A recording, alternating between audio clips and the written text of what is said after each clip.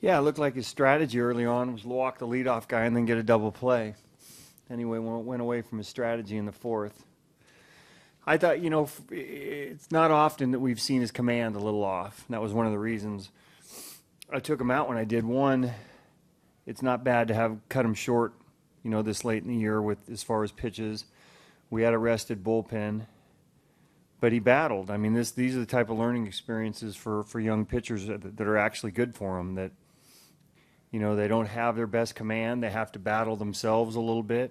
At the end of the day, he comes out after 6 innings with 3 runs. So it was a good performance. I know you said there's no ballpark that can usually hold Chris Davis, or he says that about himself too, but how important is it that he's just found a comfort zone here? Because he's hitting a lot of homers here, and he's hitting a lot of them at night also. Right. The power to, nobody hits the ball down the right field line like that right-handed hitter and really doesn't even get it. Guys just don't do that. So his opposite field power is similar to a guy like Cabrera. You don't see that from guys like that. So, yeah, his nighttime numbers are way better than his daytime numbers here. So he's got some power, as we've seen, and good game for him. He'd been struggling a little bit, so a good game to knock, hit one off the left field wall and hit one out to right. Both your rallies were started by singles from Marcus, who also had 2 other singles beyond that. Talk a little bit about his night. Yeah, it's it's been a process to kind of work him up to the top of the lineup, towards the top. He's able to hit anywhere in the lineup.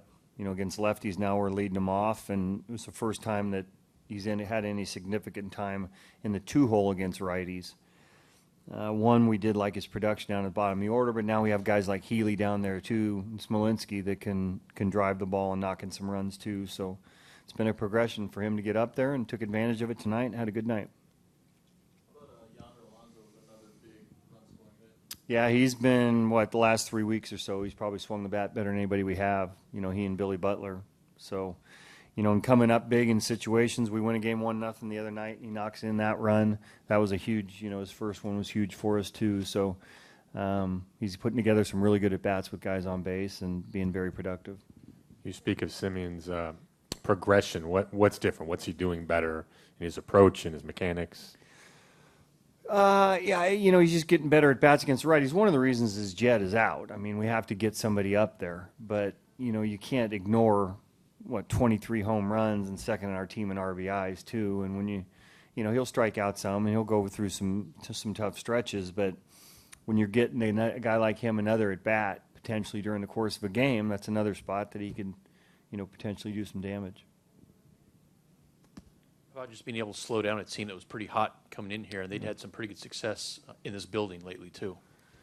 Yeah, what did they sweep us last time?